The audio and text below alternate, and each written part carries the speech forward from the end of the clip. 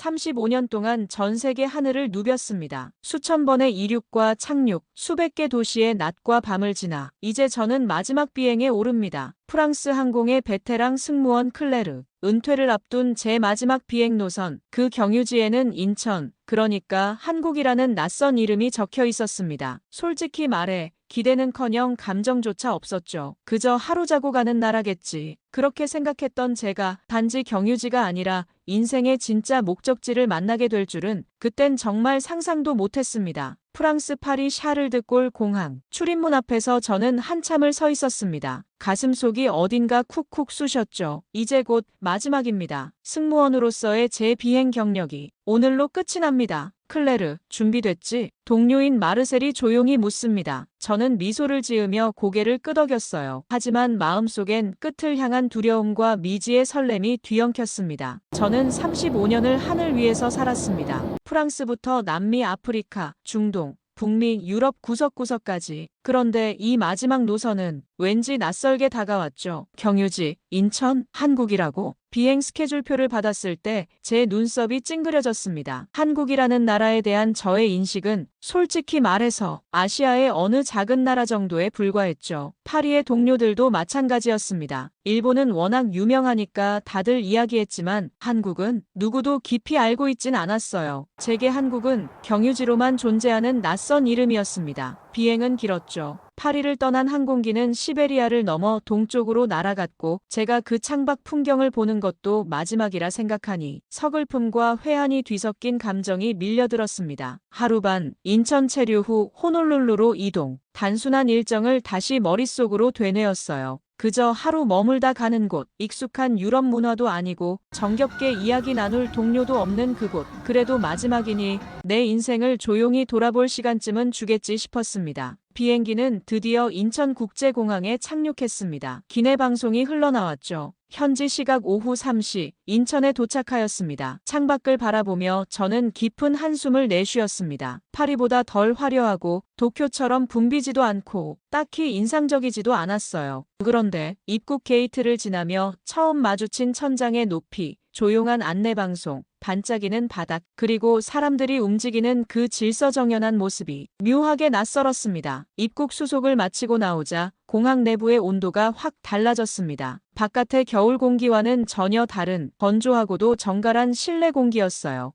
햇빛은 차가웠지만 공항 안은 어딘지 모르게 따뜻했습니다. 함께 들어온 승객들은 조용히 캐리어를 끌고 흩어졌고 마르셀은 제게 다가와 말했죠. 클레르, 호텔 가기 전에 간단히 정리하고 올게. 고개를 끄덕였어요. 저도 그럴 생각이었거든요. 화장실이 어딘지 둘러보던 찰나 안내판 하나가 눈에 들어왔습니다. 깔끔한 파란색 바탕에 흰 글씨로 화장실이라고 적혀 있었고 그 아래엔 외국어 표기도 나란히 있었죠. 저는 무심코 그 방향으로 걸음을 옮겼습니다. 화장실에 들어서자 먼저 눈에 들어온 건 바닥이었습니다. 너무나 반짝여서 순간 발을 잘못 디딘 건 아닌가 싶었죠. 거울은 먼지 하나 없었고 물기도 전혀 보이지 않았습니다. 정말 정돈이 잘 된 공간이었어요. 솔직히 이런 수준의 공공시설은 파리에서도 드물었습니다. 세면대 쪽으로 다가가려는데 제 오른쪽 바닥에서 주황색 조끼를 입은 한 사람이 움직이고 있었어요. 대걸레를 들고 조심스레 바닥을 닦고 있는 중년 여성. 노란 고무장갑을 낀 손이 계속 같은 방향으로 천천히 움직이고 있었죠. 그 순간 문이 열리며 한 사람이 들어왔습니다. 그는 한 발짝 안으로 들어오다 말고 갑자기 멈춰섰습니다. 그리고 아주머니를 향해 조용히 고개를 숙였습니다. 고생 많으세요. 그 말이 들리는 순간 저는 완전히 얼어붙었습니다. 청소하는 분에게 이렇게 자연스럽게 인사를 건네는 나라가 있습니까? 대부분은 그냥 지나치거나 눈길조차 주지 않죠. 그분들이 있다는 걸 인정하지 않으려는 듯이요. 그런데 이 여성은 걸음을 멈췄습니다. 고개를 숙였습니다. 그게 전부였어요. 아무것도 아닌 듯 여성은 안쪽 칸으로 들어갔고 청소 아주머니는 조용히 웃으며 감사합니다라고 답했습니다. 저는 발이 땅에 못 박힌 듯 움직일 수가 없었어요. 한참을 그 자리에 서 있었습니다. 왜인지 모르게 눈가가 시큰하게 뜨거워졌어요. 어쩌면 이건 말이 아니라 태도의 차이였을 겁니다. 존중이라는 건 굳이 설명하지 않아도 드러나는 것 아닐까요? 화장실 거울 앞에 서서 저는 제 얼굴을 한참 들여다봤습니다. 평소보다 더 피곤해 보였고 이상하게도 가슴이 울렁거렸습니다. 프랑스에서는 나이가 들수록 보이지 않으려 애쓰는 존재들이 있습니다. 청소 노동자, 노인, 장애인. 그들을 향한 시선은 무심하거나 피곤하거나 때로는 무례하죠. 그런데 여기서는 아무렇지 않게 인사를 건넸습니다. 누구도 이상하게 보지 않았고 그 순간은 너무도 자연스러웠습니다. 손을 씻고 나가는 길에 저도 모르게 멈춰 섰습니다. 그리고 아주머니를 향해 조용히 고개를 숙였습니다. 고맙습니다. 아주머니는 살짝 놀란 듯 하다가 곧 환한 미소로 다시 인사를 건넸습니다. 그 미소가 이상하리만큼 오래 가슴에 남았습니다. 공항 입구로 다시 향하는 발걸음이 조금 무거워졌습니다. 경유지라 생각했던 이 나라, 단 하루만 머무를 거라 생각했던 이곳에서 단 몇 분 만에 제 인생관이 이렇게 무너지리라곤 상상도 못했습니다. 공항 밖으로 나오자 겨울 공기가 코끝을 찔렀습니다. 하지만 기분 나쁜 추위는 아니었어요. 맑고 차가운 공기가 얼굴을 스쳐 지나가며 정신이 또렷해지는 느낌이었습니다. 마르셀이 미리 예약한 셔틀버스가 도착했고 우리는 천천히 그 버스에 올랐습니다. 짐을 싣는 직원은 고개를 숙이며 환하게 웃었습니다. 호텔까지 안전하게 모시겠습니다. 그 말 한마디에 저는 또 멈칫했습니다. 이 나라 사람들은 왜 이렇게 처음 보는 사람에게 진심을 담아 다정할까요? 형식적인 말투도 아니고 억지 웃음도 아니었습니다. 가슴으로 느껴지는 진심 어린 환대였죠. 버스에 앉아 창밖을 바라봤습니다. 도로가 놀라울 정도로 잘 정비되어 있었고 차량들은 일정한 간격을 두고 부드럽게 흘러가고 있었습니다. 신호를 위반하는 차도 요란하게 경적을 울리는 사람도 없었어요. 프랑스 도심에선 흔히 듣던 소음들, 서두르고 밀치고 삿대질하고 이곳에서는 그런 광경이 단 한 번도 눈에 띄지 않았습니다. 도로 옆 보도를 걷는 사람들 역시 누구 하나 소란스럽지 않았습니다. 커다란 목소리도 급한 걸음도 없이 서로를 방해하지 않으면서 조용히 움직이고 있었죠. 그때 마르셀이 제게 말을 걸었습니다. 클레르, 이상하지 않아? 사람들이 너무 조용해. 고개를 끄덕였습니다. 그렇다고 해서 정적이 불편하진 않았습니다. 오히려 기분이 좋았죠. 호텔에 가까워질수록 더 눈에 들어오는 것들이 있었습니다. 버스 정류장에 질서 있게 줄지어 서 있는 사람들, 횡단보도 앞에 정확히 멈춰선 차량들, 그리고 신호가 바뀌자 동시에 건너는 사람들의 질서. 익숙하지 않은 광경이었지만 이상하게 마음이 편안해졌습니다. 그동안 제가 다녀온 수많은 도시들 속에서 이 정도로 조용한 거리는 드물었어요. 조용하다는 건 단지 소리가 없는 게 아니라 서로를 배려하고 있다는 증거일지도 모른다는 생각이 들었습니다. 호텔 근처에 도착하자 작은 공원이 보였습니다. 그곳에는 몇몇 어르신들이 천천히 걷고 있었고 운동기구를 사용하는 분도 계셨습니다. 도심 속 풍경인데도 어쩐지 전원마을 같은 평화로움이 느껴졌습니다. 셔틀버스가 호텔 앞에 멈췄습니다. 내릴 준비를 하며 고개를 숙였는데 그때 운전기사가 조용히 말했습니다. 따뜻한 하루 되세요. 가벼운 인사였지만 그 말은 왠지 오늘 하루를 더 소중하게 써야 할 것만 같은 의무감을 주었어요. 호텔 로비로 들어서자 환한 조명이 눈에 들어왔습니다. 입구에서 리셉션까지 이어지는 복도는 깔끔하게 정돈되어 있었고 직원들은 고개를 숙이며 인사했습니다. 어서 오세요. 체크인을 하며 여권을 건네자 직원이 제 이름을 불렀습니다. 클레르 보송님, 모시게 되어 반갑습니다. 순간 놀라서 얼굴을 들었죠. 이름표를 본 것도 반가워한다는 인사도 모두 낯설었습니다. 프랑스에서는 이렇게까지 손님 한 사람 한 사람을 기억하려고 노력하지 않죠. 대부분은 기계적으로 처리하고 끝입니다. 그런데 여기선 한 사람을 한 사람으로 대하고 있다는 느낌이 강하게 밀려왔습니다. 필요하신 물품이나 있으시면 언제든 말씀해 주세요. 그 말에 고개를 끄덕였지만 마음속은 진창처럼 흔들렸습니다. 정말 이 나라 사람들은 왜 이렇게 다정하고 조심스러운 걸까요? 호텔 방으로 올라가는 엘리베이터 안에는 잔잔한 클래식 음악이 흘러나오고 있었습니다. 피곤한 몸이 살짝 풀리는 느낌이었어요. 문이 열리고 복도에 들어서자 카펫이 발을 포근히 감쌌습니다. 방문을 열자 자동으로 조명이 켜졌고 커튼이 살짝 열리며 바깥 풍경이 펼쳐졌습니다. 창밖엔 인천 시내의 야경이 깔려 있었죠. 화려하지는 않았지만 질서 있고 조용한 그 모습이 이상하게 가슴을 따뜻하게 데웠습니다. 처음에는 아무 기대 없이 도착한 나라였지만 불과 몇 시간 만에 제 마음속에 뭔가 조용한 울림이 퍼지고 있었습니다. 그리고 저는 그 이유를 정확히 설명할 수는 없었지만 이 나라엔 뭔가 특별한 것이 있다는 직감이 강하게 다가왔습니다. 호텔에 도착한 후 짐을 풀고 침대에 몸을 기댔습니다. 하루였지만 참 많은 걸 겪었다는 생각이 들었죠. 마르셀이 조용히 문을 두드렸습니다. 클레르, 삼겹살 먹으러 가자. 처음 듣는 단어였지만 이름이 귀여워서 웃음이 났습니다. 프론트 직원이 알려준 가게는 호텔에서 도보로 5분 거리였습니다. 거리의 불빛은 부드럽게 흔들리고 있었고 바람은 살짝 차가웠지만 걷기엔 나쁘지 않았습니다. 식당 입구를 열자 기름과 불향이 코끝을 강하게 때렸습니다. 저는 그 순간 이미 식욕을 자극당한 셈이었죠. 사장님은 우리를 반갑게 맞이했습니다. 말투는 조심스러웠지만 눈빛은 따뜻했습니다. 처음이시죠? 편하게 드세요. 자리로 안내받고 앉자 중앙 철판 위에 불이 켜졌고 반찬들이 하나둘 테이블을 채우기 시작했습니다. 작고 정갈한 접시에 담긴 나물과 채소, 매콤한 무침들은 처음 보는 것들이었지만 묘하게 친근했어요. 마지막으로 도톰한 고기가 나왔습니다. 사장님은 직접 불판에 고기를 얹었고 지글지글 구워지는 소리에 저도 모르게 입꼬리가 올라가고 있었어요. 곧 익은 고기를 가위로 자른 뒤 사장님은 상추 위에 고기와 마늘, 양념장을 올려 조심스럽게 쌈을 만들어 주셨습니다. 이렇게 한 입에 넣으시면 돼요. 처음 먹는 방식이었지만 어쩐지 전혀 낯설지 않았습니다. 쌈을 한 입에 넣는 순간 입안 가득 퍼지는 고소함과 매콤한 양념,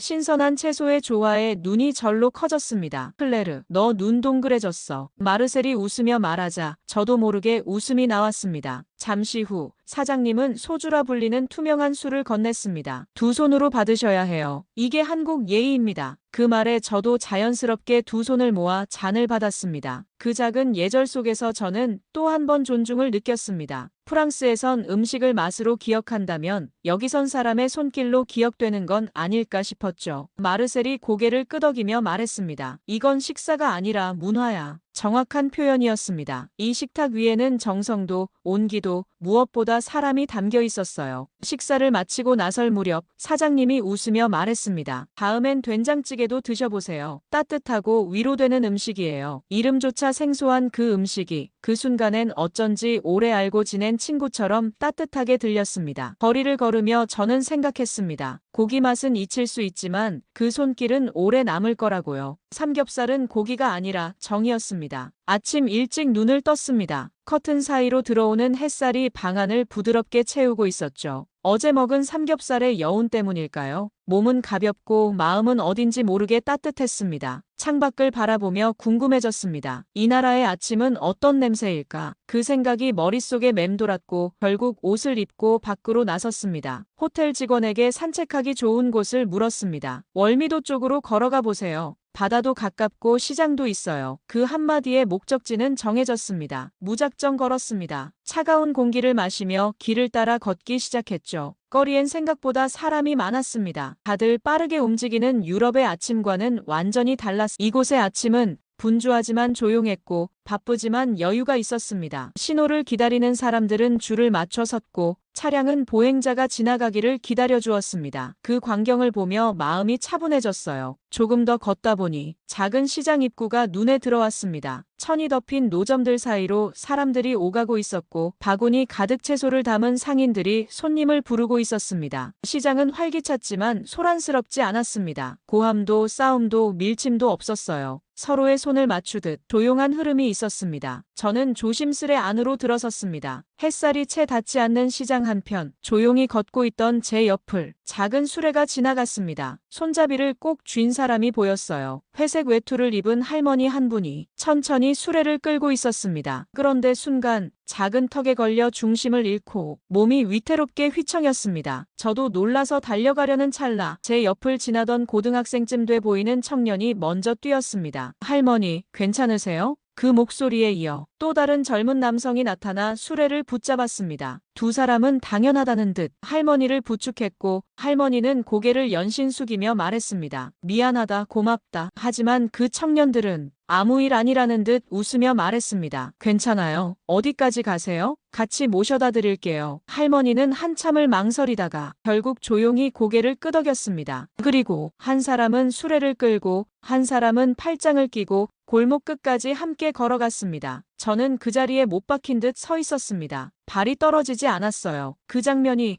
너무나 선명했고 너무나 따뜻했습니다. 세상에 이렇게 자연스럽게 남을 돕는 사람이 있다니. 그것도 서로 모르는 사이인데도 말이죠. 물론 프랑스에도 친절한 사람은 많습니다. 하지만 이렇게 아무 데가 없이 이렇게 자연스럽게 남의 짐을 들어주는 장면은 정말 오랜만이었습니다. 할머니의 뒷모습이 골목 저편으로 사라지고 청년들의 발걸음이 돌아오는 걸 보며 저는 무언가 뜨거운 게 목까지 차오르는 걸 느꼈습니다. 눈물이 나려는 걸 애써 삼켰어요. 왠지 울면 안 될 것 같았습니다. 울기보단 그 따뜻함을 온전히 가슴으로 느끼고 싶었어요. 다시 길을 걸으며 저는 생각했습니다. 왜 이 나라 사람들은 이렇게 다정할까? 혹시 이건 어릴 적부터 자연스럽게 배운 것 아닐까? 학교에서, 집에서, 사회에서 사람을 먼저 생각하라고 누군가가 꾸준히 가르쳐왔던 건 아닐까? 그렇지 않고서야 이렇게나 일상처럼 남을 도울 수 있을 리가 없다고 생각했습니다. 시장 입구를 나서며 다시 바닷바람이 불어왔습니다. 차가웠지만 시원했고 제 마음은 오히려 더 따뜻해졌습니다. 그리고 저는 확신하게 됐습니다. 한국이라는 나라는 그냥 질서 있는 나라가 아니라 배려가 습관이 된 나라라는 걸요. 시장을 빠져나와 조금 더 걸었습니다. 겨울바람이 뺨을 스쳤지만 마음은 이상하게 따뜻했어요. 점심시간이 가까워졌는지 거리에 사람들이 하나둘 늘어나기 시작했습니다. 그때 빨간 천막 아래로 김이 모락모락 피어오르는 작은 포장마차 하나가 눈에 들어왔습니다. 맡아본 적 없는 향이었어요. 그런데도 어쩐지 익숙하게 느껴졌어요. 아주머니가 저를 보고 환하게 웃었습니다. 처음이시죠? 떡볶이예요. 처음 듣는 단어였지만 설명 없이도 알 수 있었습니다. 이건 무언가 특별한 음식이라는 걸요. 맵지만 맛있어요. 외국분도 잘 드세요. 그 말에 작게 고개를 끄덕이며 조금만 주세요라고 말했습니다. 아주머니는 기분 좋게 웃으며 접시에 떡볶이를 담아주셨죠. 김이 피어오르는 접시 안에는 하얀 떡이 빨간 양념에 잠겨 있었습니다. 그 옆엔 어묵 조각, 얇게 썬 파가 함께 있었어요. 조심스럽게 하나를 집어 입에 넣었습니다. 처음엔 달콤했어요. 그런데 몇 초 지나자 그 달콤함을 뚫고 올라오는 매운맛, 입안이 화끈거리고 혀끝이 얼얼해졌습니다. 숨을 들이쉬는데 눈물이 왈칵 났어요. 진짜로요. 고개를 돌려 숨을 내쉬자 아주머니가 걱정스러운 얼굴로 다가왔습니다. 괜찮으세요? 저는 아무 말도 못하고 손을 휘저었습니다. 아주머니는 조용히 종이컵에 우유를 따라주셨습니다. 이거 마시면 좀 나아져요. 그리고 노란 단무지를 건네며 덧붙였습니다. 이건 단무지예요. 매울 땐 이걸 꼭 먹어야 해요. 우유 한 모금, 단무지 한 입. 겨우 숨을 돌리자 웃음이 터졌습니다. 너무 웃겨서, 너무 매워서, 그리고 너무 다정해서요. 아주머니도 따라 웃으며 말했습니다. 이거 중독돼요. 또 먹고 싶어질걸요. 그 말을 들으며 떡볶이를 다시 하나 집었습니다. 이번엔 천천히 아주 작게. 매운맛은 여전했지만 그 안에 담긴 단맛과 아주머니의 손길이 느껴졌어요. 이건 단순한 길거리 음식이 아니었습니다. 당황한 외국인에게 건넨 우유 한 잔, 단무지 한 조각, 그리고 아무렇지 않게 건네는 따뜻한 한마디. 그게 저를 또 울컥하게 했습니다. 정말 감사합니다. 어눌한 한국어였지만 아주머니는 환하게 웃으며 제 손을 가볍게 잡았어요. 한국 좋죠? 그 말에 저는 말없이 고개를 끄덕였습니다. 그 순간 눈물이 또 올라오려 했어요. 떡볶이를 다 먹고 나자 아주머니가 작은 오렌지 음료를 건넸습니다. 서비스예요. 입 달달하게 하고 가세요. 이름 모를 작은 음료 하나에도 이토록 따뜻한 마음이 담겨 있다니. 포장마차를 떠나며 뒤돌아보았습니다. 아주머니는 여전히 웃고 있었고 다음 손님을 반갑게 맞이하고 있었어요. 프랑스에선 길거리에서 음식을 먹는 건 낯설고 무례하다고 여겨지지만 여기선 따뜻한 하루를 건네주는 방식이었습니다. 그 한 끼가 제 마음을 환하게 밝혔어요. 새벽 공기가 아직 차가운 시간, 눈을 떴습니다. 어제보다 더 익숙한 방 안, 커튼 사이로 희미한 하늘빛이 비치고 있었죠. 오늘이면 떠납니다. 이틀, 딱 이틀이었는데 어쩌면 몇 년을 머문 것만 같았어요. 마르셀은 아직 자고 있었고 저는 조용히 옷을 챙겨 입었습니다. 호텔 로비를 지나 문을 여는 순간 익숙한 공기가 맞아주었습니다. 이제는 당황스럽지 않았어요. 오히려 반가웠죠. 거리는 아직 조용했습니다. 쓰레기차가 천천히 지나가고 멀리서 등교하는 아이들의 웃음소리가 들렸습니다. 바쁘지만 조용한 이 도시의 아침이 벌써 그리웠습니다. 횡단보도 앞에 섰습니다. 차는 멈춰 있었고 운전자는 저를 바라보며 조용히 고개를 끄덕였어요. 저도 고개를 숙였습니다. 그 짧은 인사 하나가 또 마음을 따스하게 감쌌습니다. 조금 더 걷자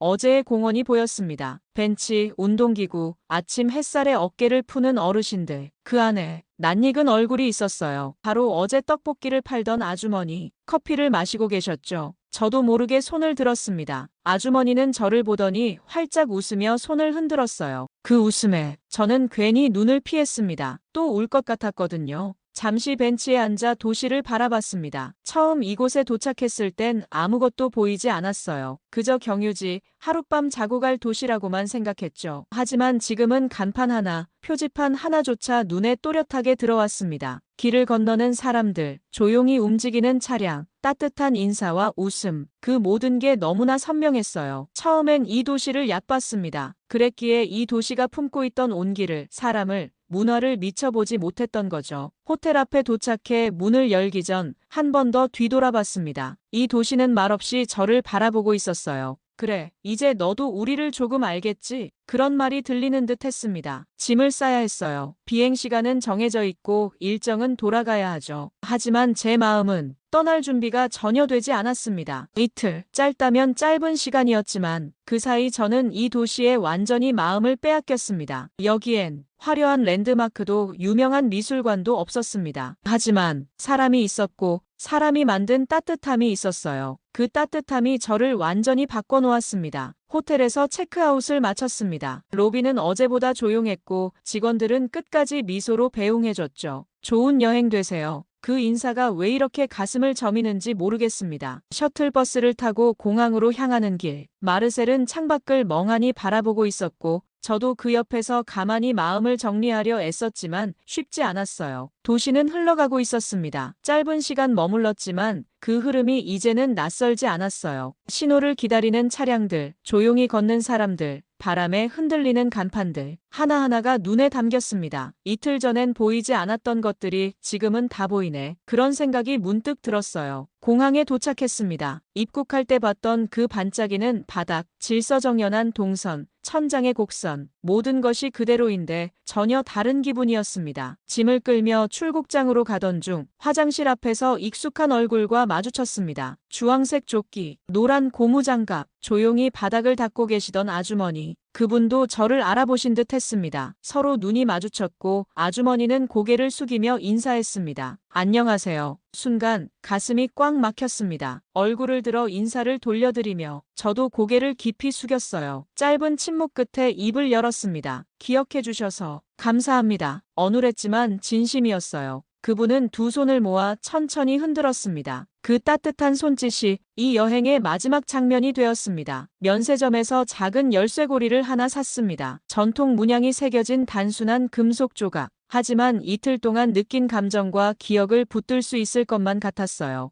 탑승구 앞에 앉아 비행기 창밖을 바라보았습니다. 이 도시와 작별할 시간이 다가오고 있었어요. 탑승 안내 방송이 흘러나왔고 조용히 일어나 줄에 섰습니다. 좌석에 앉아 안전벨트를 매며 가방 안에 열쇠고리를 한 번 더 꺼내보았습니다. 그 작은 물건이 이 나라에서 받은 수많은 온기와 겹쳐져 있었죠. 하늘로 오르기 시작한 비행기. 도시는 점점 작아지고 구름 사이로 사라졌습니다. 하지만 제 마음엔 오히려 더 또렷해졌어요. 그날 들었던 한마디. 고생 많으십니다. 그 순간부터 제 마음은 이 도시에 머물기 시작했습니다. 마르셀이 조용히 물었습니다. 클레르, 한국은 어땠어? 잠시 생각하다가 작은 목소리로 대답했습니다. 생각보다 훨씬 따뜻했어. 사람들이. 그녀는 고개를 끄덕였고 우리 둘은 말없이 창밖을 바라봤습니다. 경유지였습니다. 단 하룻밤 머무를 계획이었고 아무 기대도 없었습니다. 하지만 지금은 꼭 다시 돌아오고 싶은 목적지가 되었습니다. 언젠가 꼭 다시 이곳에 오게 된다면 그때는 안녕하세요 말고 좀 더 많은 한국어로 인사하고 싶습니다.